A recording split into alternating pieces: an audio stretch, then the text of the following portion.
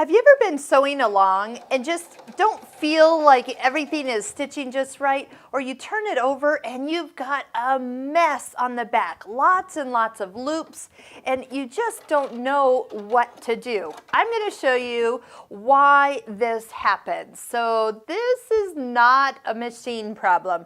This is a, oops, I didn't thread the top part of the machine. Now, since that is on the bobbin side, most people usually dig in here, try to fix the bobbin, and voila, nothing fixes it. What it actually is that the thread is not in the top tension, and that can happen in a couple ways.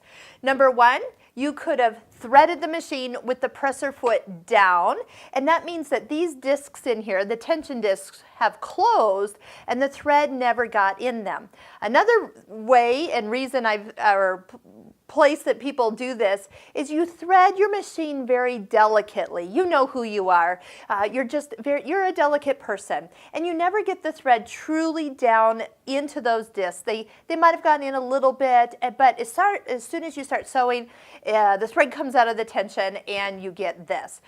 So what I want you to do is when you thread the machine, if you hold the thread up here at the top with your right hand, and as you bring your thread down through the disc, I want you to floss it back and forth.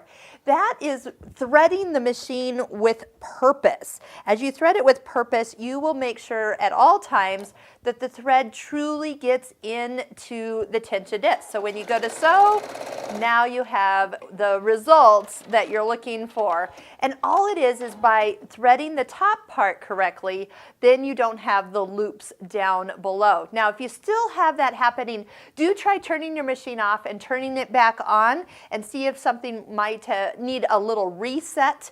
But it wouldn't have mattered if I had tried to increase the top tension at all.